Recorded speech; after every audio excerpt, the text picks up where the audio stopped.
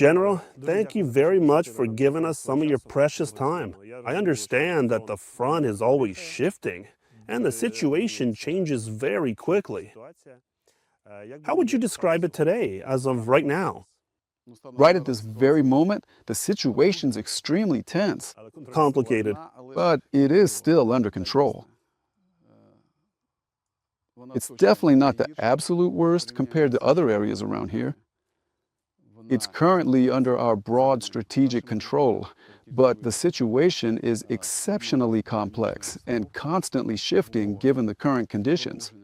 The ongoing offensive operation by the armed forces of the Russian Federation is actively unfolding right now along 13 main directions, with corresponding counteroffensive actions being taken in response.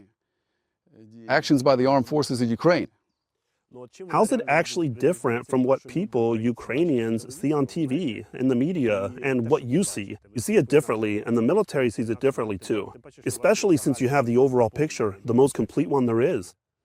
Of course, when I, let's say, imagine the situation, first a map appears in my mind, then a specific location. So yes, those of us in the military have a somewhat unique perspective. We instantly start to visualize a very specific geographic area. Considering that you know most of the front, and at different times you've been there, you could say you've been through it. So you understand what's happening there and how. Right now, the enemy is concentrating their main efforts. Just like before, in the Pokrovsk and Atrietten directions, in the Oleksandrivka direction, where today the greatest total number of offensive actions is currently being documented. There's also quite a lot of activity, and lately it's increased significantly in the area around Kostiantynivka. In this specific direction, the enemy is actively trying to break through. They are currently attacking our units from many different sides and from various directions. You know the exact specifics of the situation there, because Cheskova is steadily advancing in the Ochyrtina direction, right within the defensive zone of the 19th Army Corps. Cheskova is advancing both from the east and from the northeast, within the primary defensive zone of the 11th Army Corps units. Army Corps. However, at this very moment, our brave soldiers are holding back the enemy there. A constant counter-sabotage operation is continuously being carried out in the city itself, and all attempts to break through or infiltrate the city are successfully neutralized and stopped by our units, either those on the very front lines of the conflict or those participating in the counter-sabotage operation. Look, when we talk about the situation at the front, from my experience, how do people understand it? They understand it either by the enemy's losses or by some territorial gains. For example, the New York Times recently compared that in February, the Ukrainian army regained control over a larger percentage of territory than the Russians were able to capture. Does this kind of journalistic statistic reflect the reality on the battlefield? What information could you share? You already know it's not. Hang in there. Starting back on January 29th, we successfully initiated a strategic offensive operation in the Oleksandrivka direction, with the primary goal of inflicting significant losses on the enemy, specifically targeting those units advancing on Huliaipol. And throughout the course of this entire period, as of today, we have successfully managed to liberate over 480 square kilometers of territory. And the offensive actions are ongoing. This since January? Right, since January 2020. So basically during February and March. Yes, during the months of February and March. At the same time, again, when we are considering our actions, and this has already been confirmed in practice, the enemy, of course, is responding to these actions. Our actions have led to the enemy once again being forced to change their plans. Beginning on the 1st of March, they had originally planned to launch a large-scale offensive on every one of the 13 primary directions, And before that could happen, they were forced to completely overhaul their strategic plans. And part of their forces and resources from the Pokrovsk direction and the Ocheritin direction were actually redeployed to the Oleksandrivka direction. So our defense forces are now conducting offensive operations in the Oleksandrivka direction? How successful have they been? The offensive operation? Well, success is actually measured by the liberation of territory. And as of today, that's 480 square kilometers. This exceeds the results we achieved during the Dobrapilya counteroffensive operation. If you remember, during the operation, we liberated over 430 square kilometers of territory. The Russians heavily promoted, both on their Telegram channels and in various other media they control, their so-called spring offensive. Do you feel it? Is it actually happening? Why did it fail, if it did fail? Or maybe they're just planning to launch it? April, May, there are still 2 months of spring left, right? Well, to be honest, they actually never really stopped carrying out or attempting to carry out offensive actions. And these offensive actions essentially continued and persisted from the year 2025 into 2026. And we all remember those specific days and moments right before New Year's when the weather conditions got worse, deteriorated, and it was really severe. There was a significant amount of intense activity, a major surge in the enemy's offensive actions. And of course, the Russian command felt the pressure, especially since their strategic plans for the year 2025 were completely disrupted and not fulfilled. And I just want to remind you that they made several aggressive attempts to capture the entirety of Donetsk and Luhansk, the majority of Dnipropetrovsk, the Zaporizhzhia Oblast regions, and create strategic buffer zones in the Sumy and Kharkiv regions,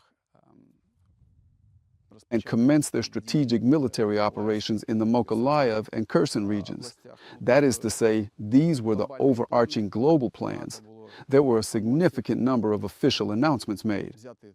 Do you remember how many announcements there were around the capture?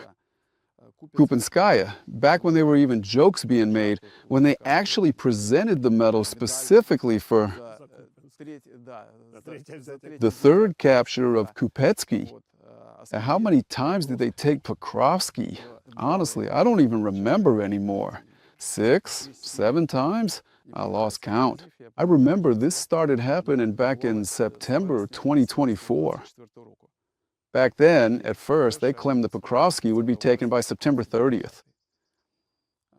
Yet even to this very day, our courageous defenders are still steadfastly holding the line. In the Pokrovsky direction, they're holding the northern outskirts of Pokrovsky and Mirnograd. And every day, the enemy tries to attack. And they keep attacking. Our positions take losses and fall back, leaving nothing but lifeless bodies behind. There are also many wounded survivors, but they haven't had any success in their efforts. If we're talking about the enemy, where's their weakest spot? Not tactically, like in some specific direction, but systemically? Why can't they achieve their ambitious goals? Well, besides the fact that they're getting their teeth knocked out by the armed forces, well,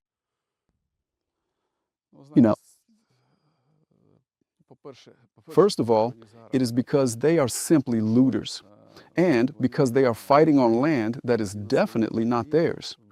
They are fighting only with sheer numbers, and certainly not with any quality, because they underestimate their enemy, in other words, us. And their capabilities just aren't enough to accomplish the tasks they set for themselves and their troops. And of course, the resilience of our troops, smart planning, the significant overall impact of those reforms that were successfully implemented across the board, the Corps' reform after Crimea, the high-quality training of our military personnel. It's the skillful deployment and use of weapons. Our highly experienced drone operators and specialized UAV units, mechanized brigades, dedicated brigades, airborne assault troops, and assault units. All of this leads to the enemy suffering losses. They tend to overstate their actual capacity to adequately staff their units and subunits. That's why they constantly deploying soldiers to fill their ranks with individuals who aren't ready for combat, who aren't adequately trained or prepared.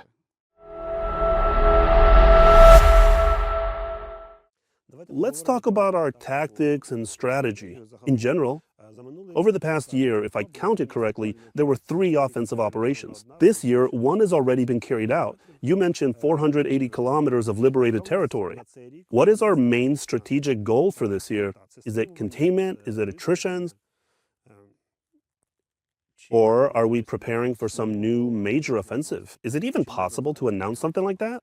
Our goal, of course, for this year, it's about conducting a defensive operation involving live fire with the goal of containing the enemy, preventing any loss of territory, wearing down their forces and resources, creating conditions for large-scale offensive operations, building up our reserves, providing high-quality training for our service members, and at the same time, carrying out counteroffensive and offensive operations in those areas where the enemy is weak.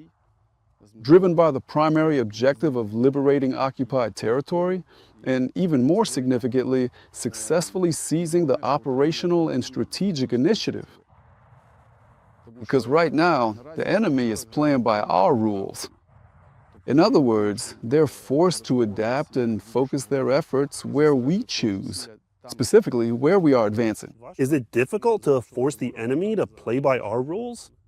It's incredibly difficult. It's the tremendous effort of every single person who was involved, from the common soldier all the way up to the general.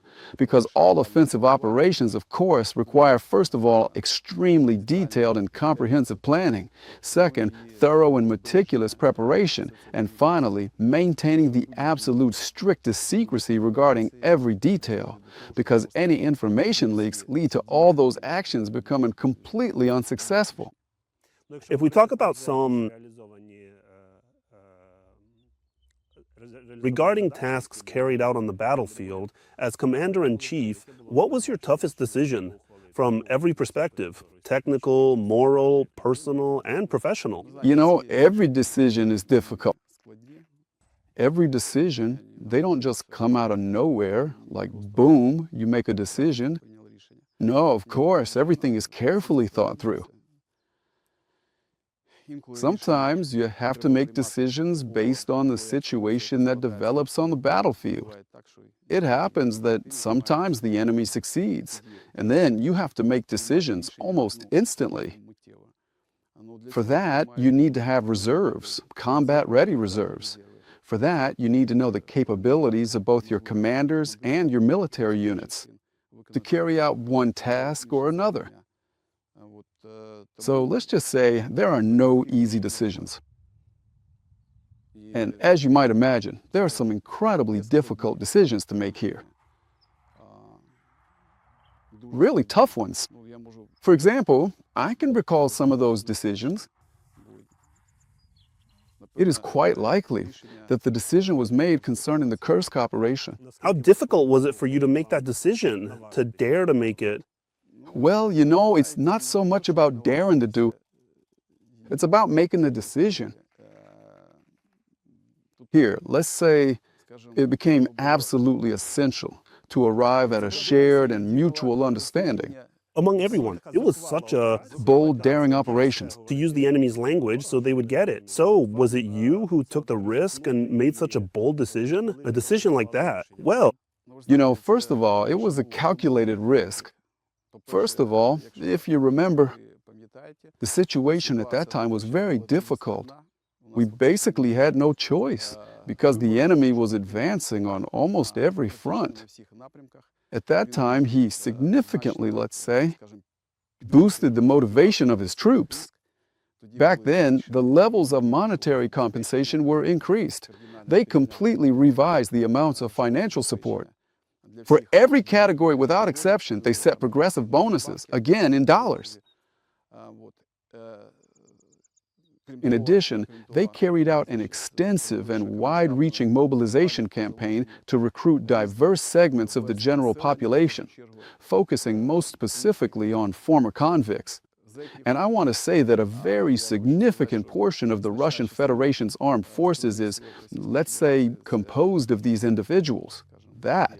People from a criminal background? Yes, exactly, yes. Because last year, there were 96,000 of them in their armed forces. And back during that specific time, we actually went through a long period when we still hadn't completely and fully recovered after. Back in Avdiivka, when the enemy first began their major offensive on Kharkiv, you surely remember that, Kharkiv and Volchansk, but we managed to get ahead of them there. This was because we reacted in plenty of time and were able to successfully bring up all our strategic reserves that were being carefully prepared for the front line at that exact moment. And in fact, as you might remember, it was only in one specific place that they were actually able to advance 9 kilometers. And in other places it was 5 or 6, and sometimes they didn't advance at all. And basically they got bogged down in the border battles. After that, they regrouped. They had just then, the 44th Corps had just completed its combat coordination, which was supposed to become the core of the group specifically in the Kharkov direction. They, let's say, regrouped their main assets in the Snihirivka direction, and then they began their offensive. And something had to be done. Well, we needed something truly incredible and unexpected to force the enemy to completely abandon their original strategic plans and redeploy their forces and resources to where it was, let's say, highly advantageous and convenient for us to strike and destroy them. And after a very thorough and detailed study of the entire front line, that's when we turned back to the Sumy direction, where the enemy was also planning to carry out an offensive operation. And they even assembled and organized an assault group of approximately 26,000 troops during that specific period. At the same time, they deployed all these forces in the Kharkiv direction, right when they started sustaining significant casualties and managed to achieve some success. This specific direction was actually an absolutely critical top priority for us because we saw that the vast majority of their military forces had been moved and only a single unit remained. It was just a specialized border guard detachment covering the state border. These were battalions that were holding a 12 to 14 kilometer front, and they were mostly composed entirely of young conscripts. Of course, it would have been a mistake not to take advantage of that. Such an opportunity. That's why we took every possible measure to redeploy the aerosol brigades. At first, 2 of them, which had already gone through rotation, and then the 95th. Remember what we did? As a matter of fact, we pulled it right out of the thick of the fighting. We managed to preserve everything completely. It was kept secret. Nobody knew. This operation, that was the first time. Let's put it this way. Assault units were making the combat decisions. That's an uncomfortable question. There's war and politics. When Putin went to war against Ukraine, he made a political decision. From that, his generals and commanders had to make certain military decisions directly for the military operations. Do these political decisions always align with political expediency? Speaking from our side, if we're talking about it. As you might already know, all military actions are ultimately rooted in politics. You can't say that a war just starts on its own. Of course, it's a decision made by the military and political leadership. For us, this is a just war, but for them, it's a war for the army's sake, even though they won't admit it. To say that they underestimated the enemy, that's why they didn't succeed in 2022, and that's why they still can't capture it today. Donetsk region, underestimating the enemy, that's a very dangerous thing. Are we realistically assessing our enemy? How much stronger have they become? Where have they made progress? And what is the greatest danger from them? Well, you see, war is a constant competition. It's a competition between armed forces and a competition between economies. Technology, so all of this happens together as a whole.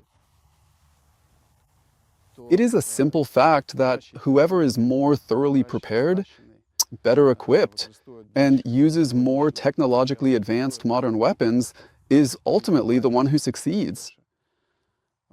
And of course, we absolutely cannot afford to underestimate the strength of our enemy. Doing something like that would be a massive, potentially fatal mistake on our part that we would surely regret. The enemy is strong. It's truly one of the most powerful armies in the world. You can see the numbers, the equipment, the fairly sophisticated weapons, and especially the drones,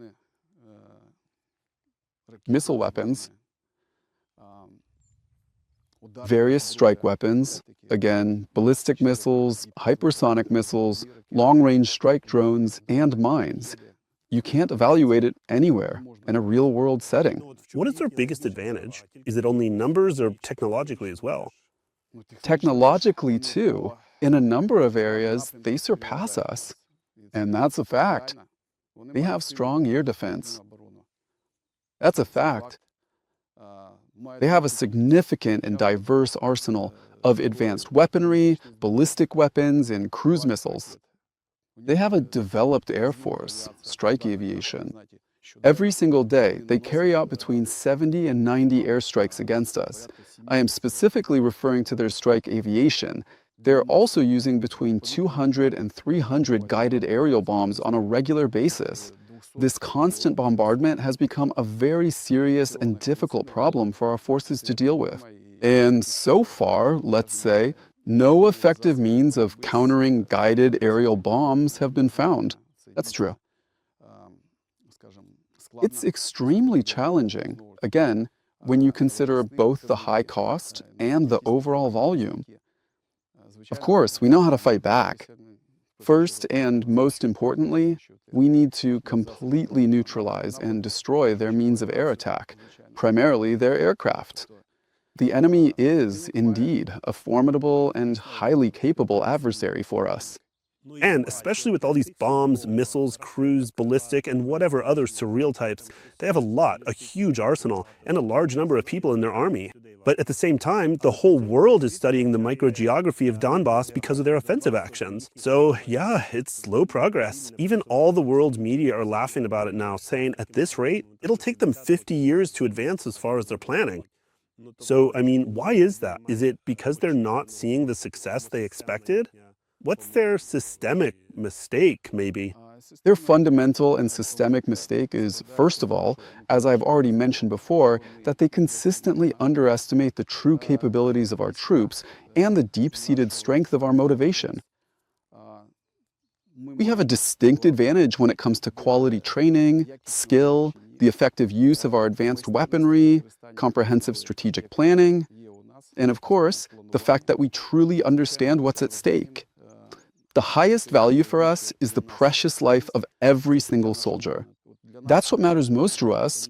We think things over many times before taking any action. That doesn't mean we drag out the process. No, it all happens very quickly. We listen, then make a decision. I make the decision after hearing everyone out.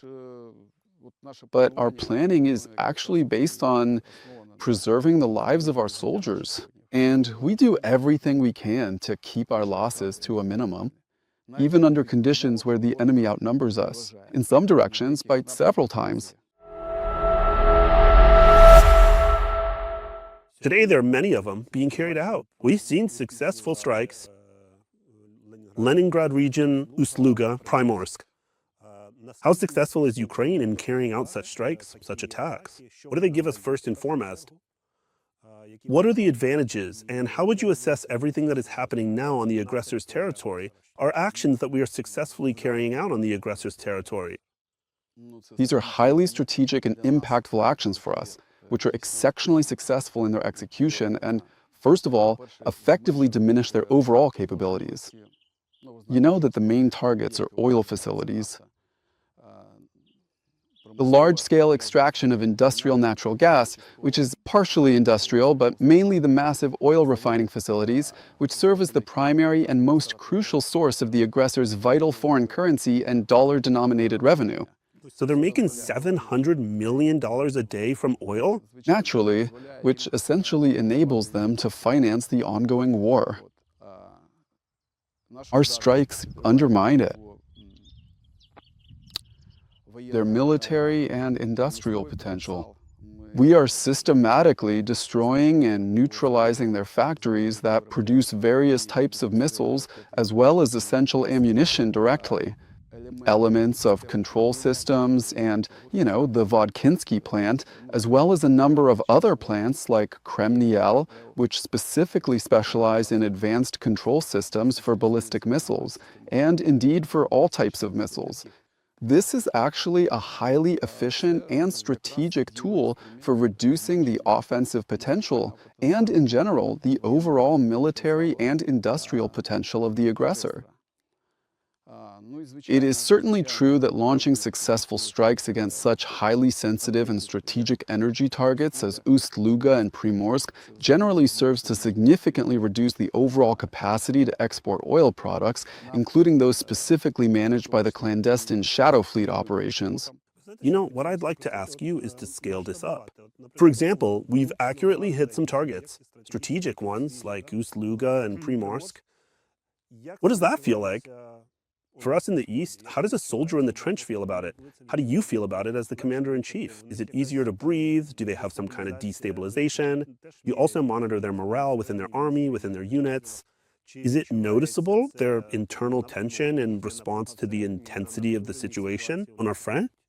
Well, To say directly, let's say, that we hit a target and immediately feel it on the front line, no, there isn't such a direct connection. Of course, all of this happens slowly and indirectly. Currently, there are significant delays with supplies, and there are major disruptions in weapons deliveries. For instance, the tanks didn't arrive and the missiles didn't launch. Furthermore, there's a noticeable reduction in the stockpile of these missiles and a steady decrease in the total number of launches, for example, of those same Shahads, because basically we know the truth. Their original plan was that in 2025, they would produce 404 Shahads every single day. And in their plans for 2026, they intended to produce 1,000 per day. As I understand it, these are just plans. For now, they're unrealistic for them. they haven't reached that number. They haven't, that's right. Well, and of course, this limits their capabilities. That means both paying for and increasing, as well as expanding the size of the armed forces, because they're already feeling it in the regions. We know there's a lack of funds, payments to the population are decreasing, there are delays, and monitoring social media shows us there's a lot of dissatisfaction. The dissatisfaction is specifically about the delays in payments. And among the ranks of their active servicemen, this also has a profoundly negative and detrimental effect on the overall morale and psychological state, as well as their individual and collective willingness to carry out assigned combat missions and tactical operations. Mobilization. We all know that war is first and foremost about people. Someone has to carry and use the weapons. In the end, someone has to shoot it to destroy the enemy. What is lacking the most right now? Is it people, equipment, or some management decisions that are missing? A systematic state has to make some decisions. Of course, if you ask any commander at the front right now, 2 years ago, it was all about shells and rockets. But now, it's about people, highly trained people, professional and skilled servicemen who are fully prepared and ready to fulfill their military duty. Because mobilization, obviously, is the main source for replenishing the needs of the armed forces.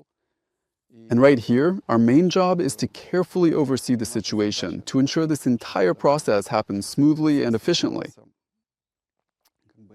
You could say, as comfortably as possible for those specific people who are currently mobilizing their troops.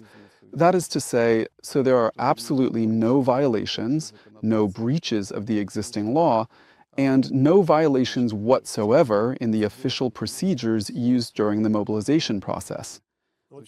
How would you rate the mobilization in Ukraine on a scale from 1 to 10? Well, let's see. You know, I'm afraid I might not be objective. You always want to be. You? Have every right to do so. I know, yes. Well, probably around a 6 or 7. Something like that. Very often. I wish it were higher. More people or better quality training? What would you like to see more of to give a higher rating? I would really like to see a much higher standard of comprehensive and professional training. And I want to have more highly motivated and dedicated personnel who remain committed to staying with their specific military unit, but who also consistently and effectively carry out every single one of their assigned duties and mission tasks. Often, when people talk about motivation, they talk about fairness. The main excuse of those who aren't very motivated is that they say the mobilization is unfair. Different approaches are being proposed in society, different approaches. What specific type of mobilization would you deem to be fair and equitable? You know, that's a very complicated concept. Fairness in what sense? Of course, it's fair when all citizens have to fulfill some kind of duty. There is absolutely no clear distinction between those who are eligible for the mandatory mobilization and those who aren't, despite the fact that they currently have every reason to be mobilized. That's precisely where fairness should be, at least when looking at it from my own perspective. What'd you say to those who are trying to avoid military service today? How would you address them? What would you say to them, first of all? To begin with, it is important to remember that we are all citizens of our country, and we must honor and fulfill our solemn civic responsibilities. And now, at this moment, when the hostile aggressor is actively advancing against us, we have to do our duty. We have to stand firm to defend our entire nation, protect our children, and safeguard all our loved ones and relatives. That is, I honestly have no idea how they'll look each other in the eye once this war is over, or how they will look their own children in the eye. Probably, this is more of a moral issue. It's not just about having the motivation to fight, but also about understanding your duty, that these aren't just empty words. We're all fighting. There's another very unpleasant thing I'd still like to talk about. Some people are leaving the military units where they serve without permission. AWOL, this is also a relevant issue in Ukrainian society, unfortunately. But war isn't black and white. It has many aspects, and AWOL is one of them. What is being done to bring these deserters back? Should it be stricter, punishment, or some kind of additional incentive? What's your view on this problem, and how do you think it should be solved? Actually, a significant amount has been done to actively encourage and support service members who, for various reasons, left their military units, that is, were officially classified as AWOL, to finally return. All the necessary conditions have been created, and every day, many of our service members return to the reserve battalions, where they are assigned either to their own units or to other units.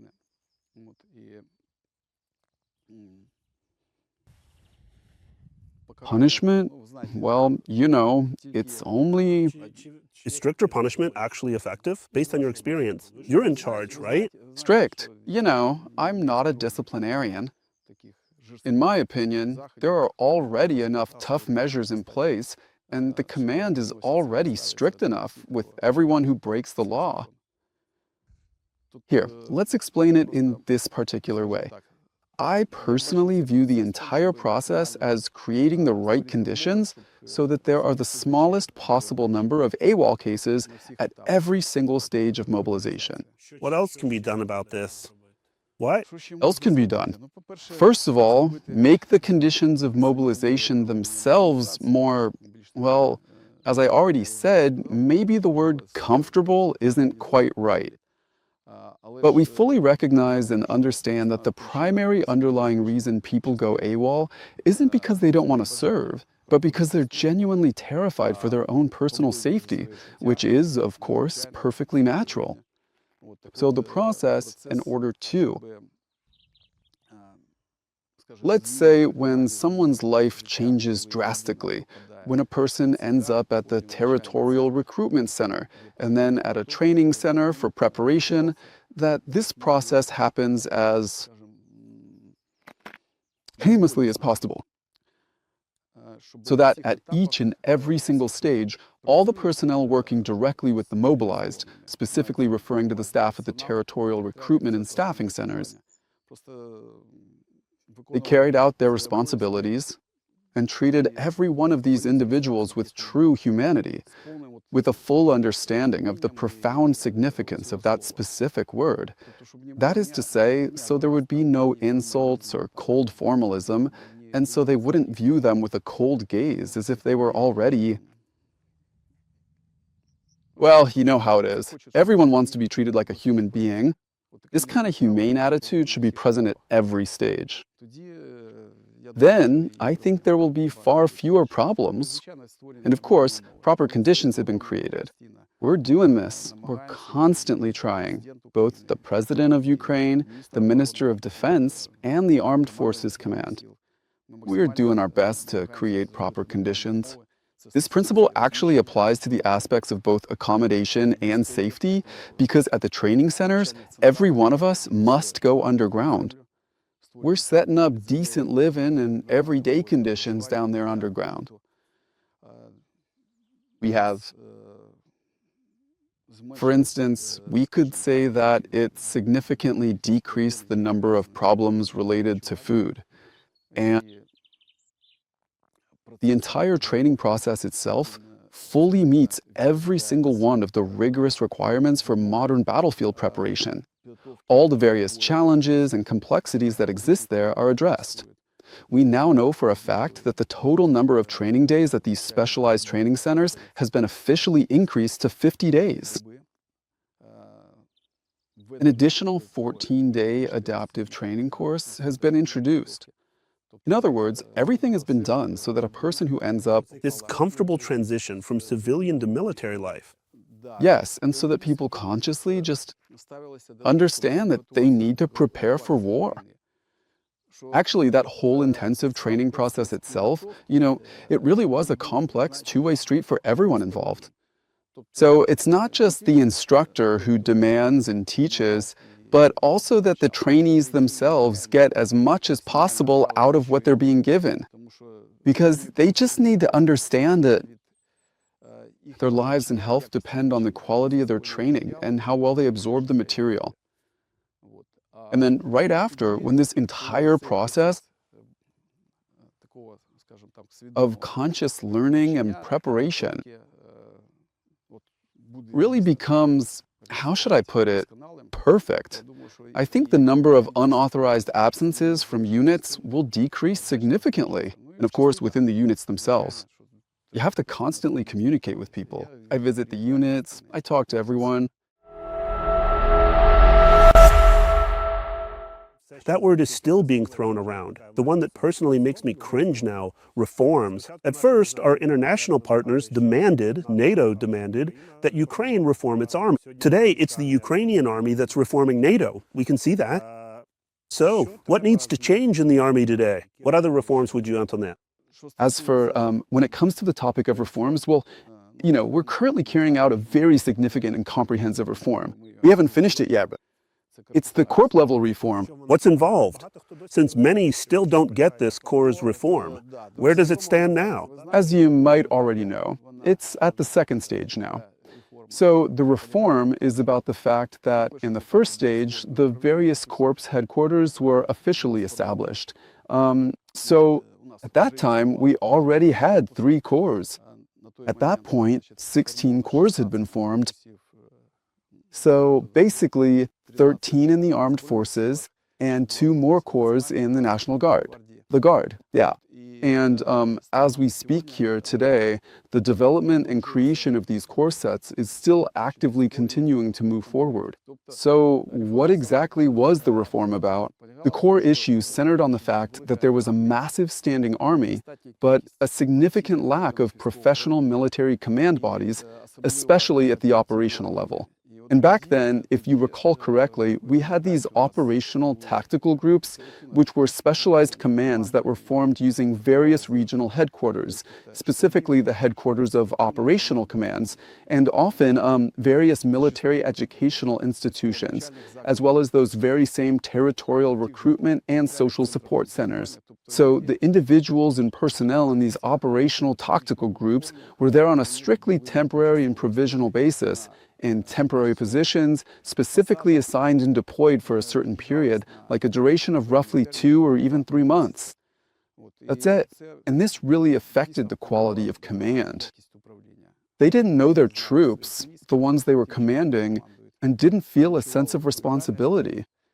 And it was extremely challenging, by the way, to even inquire regarding this responsibility because the individuals involved weren't in constant contact or in a state of direct subordination. Everything was temporary.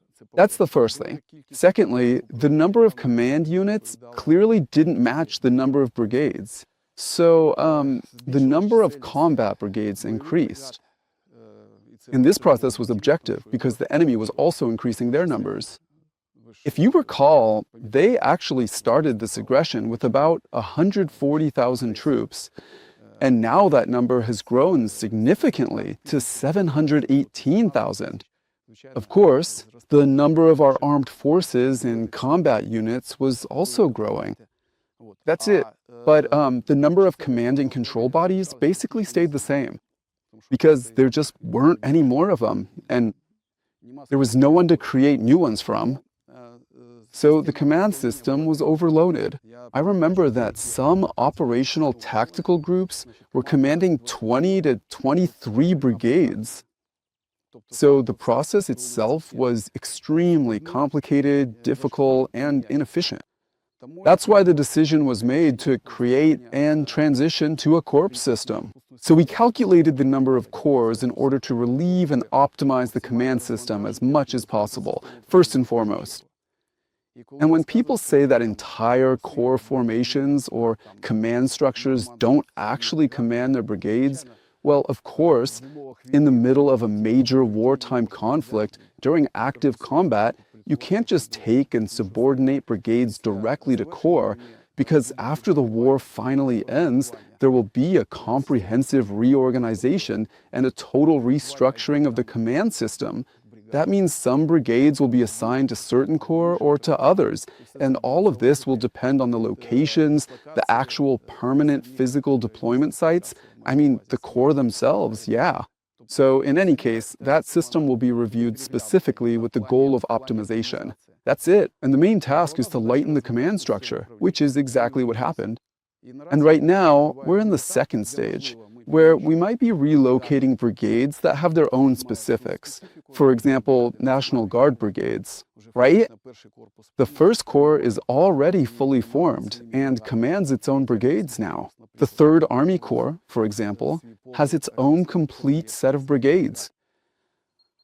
And in other corps, where it's possible, we're relocating brigades. At the same time, just to say it like that, either subordinate them and make it so, like, if he has his own brigades, then let him command them, and they'll be his.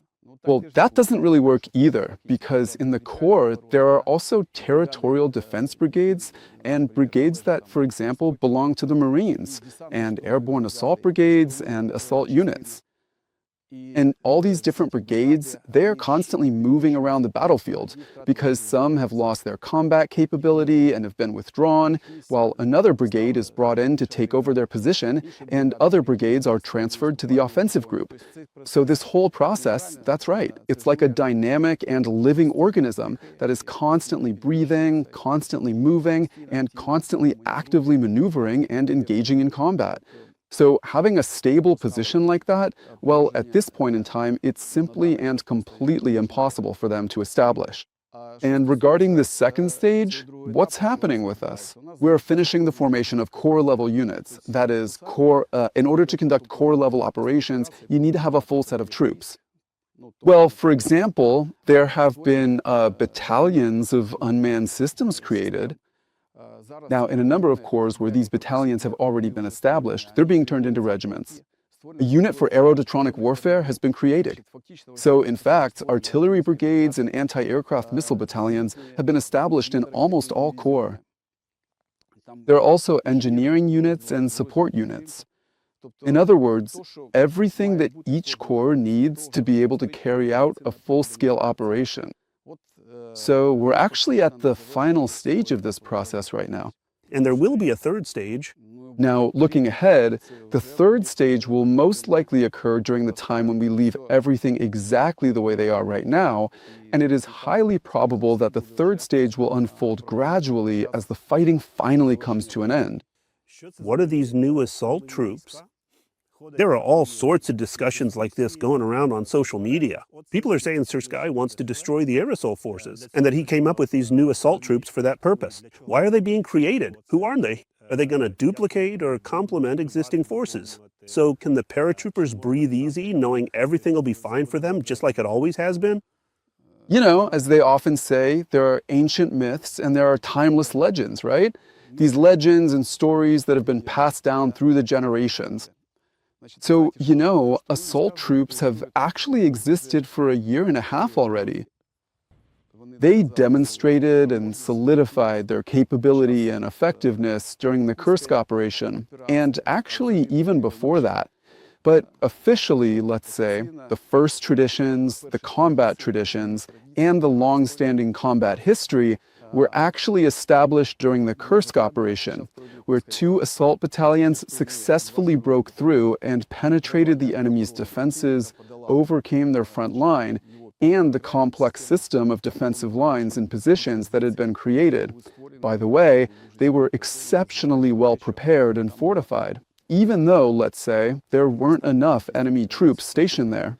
That's it. And after that, once they clearly demonstrated their overall effectiveness, their impressive mobility and versatility, and their unique ability to act quickly, of course, we started to scale up this experience and significantly increase the numbers. This was because specialized assault troops are now absolutely needed at the front. You know, every single corps commander simply can't imagine successful operations in modern combat without them. So, these assault troops are essential. How are they different from airborne assault troops? Airborne assault troops, you see, are RLE. These are specialized brigades equipped with heavy weaponry, featuring the most modern and sophisticated arms available in our armed forces today. They undergo rigorous training and are used for various critical operations, whether it's offense, defense, or other types of combat. And right now, they form the essential backbone of our offensive groups. In order for them to be able to carry out their duties, well, of course, certain conditions need to be created for them. So, you know, back in 2022, right after the Kyiv operation concluded, when we successfully liberated the city of Kyiv, the surrounding Kyiv region, and actually all of northern Ukraine, the situation in the east escalated significantly. Consequently, I was then transferred over to Khortytsia to serve as the commander of the Khortytsia Operational Strategic Group of Troops.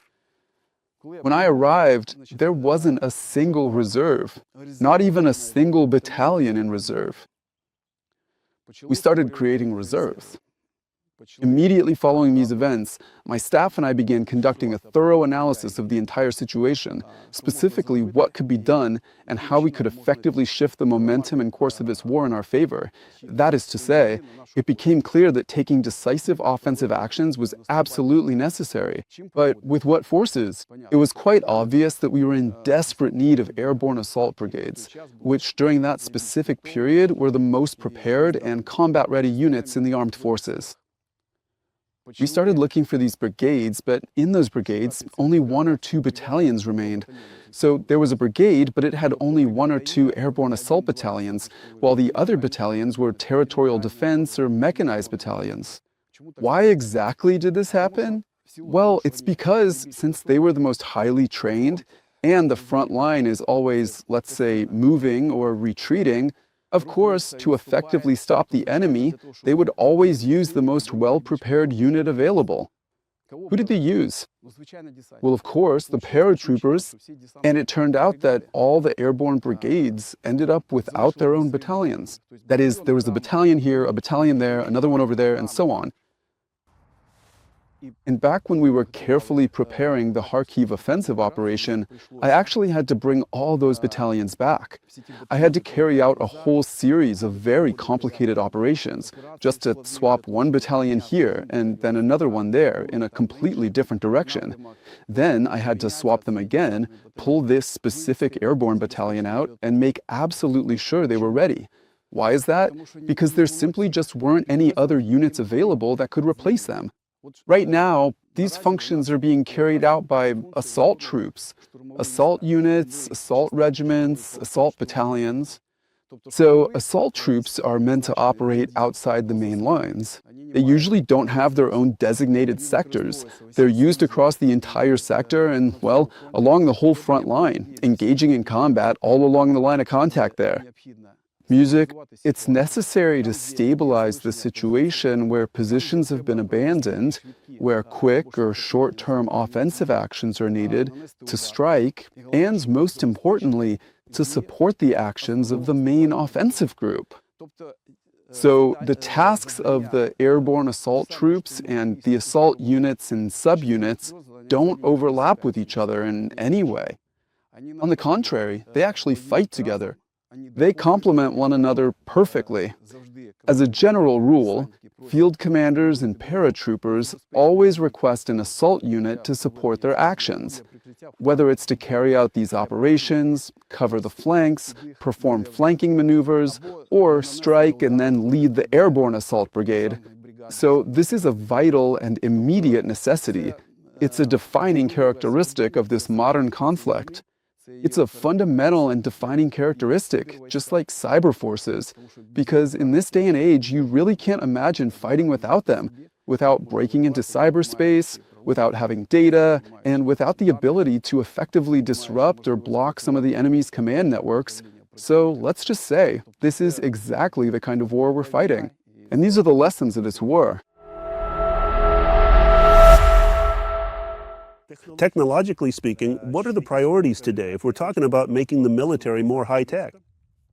What are the current priorities for the Ukrainian military? Where did drones and artificial intelligence rank in all this? What else still needs to be implemented? And what have we already successfully put into practice? Well, of course, you're absolutely right. Like I pointed out at the very start of our discussion today, war is not simply a clash between two armies. It's also a competition of technologies and the capabilities of states. So the primary mission we face, since the enemy significantly outnumbers us, is to effectively offset their numerical advantage with the high level of advanced technological equipment in our units. Of course, drones now completely dominate the modern battlefield. They are currently evolving at an incredibly rapid and unprecedented pace. They have proven their effectiveness. And now the whole world, since we are basically pioneers in the use of these drones and their application, has seen that our experience is needed everywhere, and right now in the Middle East. So, of course, making the army more technologically advanced is our main priority. What does that mean? It means taking every possible measure and making every effort to increase the number of robotic platforms, both on the ground and in the air, meaning UAVs, of a wide variety of different specialized types, to replace humans as much as possible, so that, once again, we can protect and preserve the precious lives of our brave soldiers. And at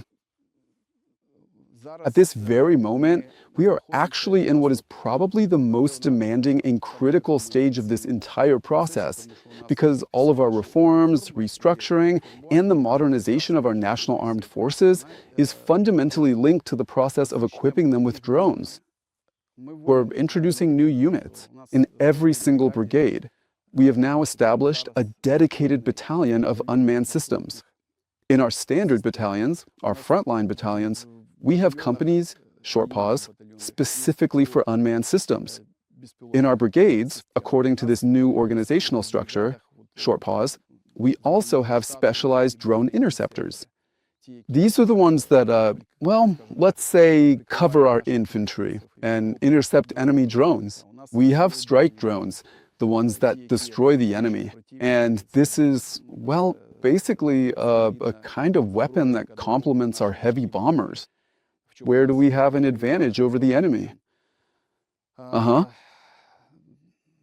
In every single battalion and in every brigade, we have now successfully set up specialized units of ground robotic systems. And right now, we can't even imagine, effectively using, deploying, or providing complex logistics, or even evacuating the wounded without them, because that is exactly what these advanced drones are designed for. We've already taken significant steps forward and have had very successful and positive experiences using these specialized aerial transport platforms for evacuating the wounded. We use lightweight and agile, once again, unmanned aircraft to provide essential logistical support in those specific areas where our units are actively pushing forward or steadfastly holding their defensive lines.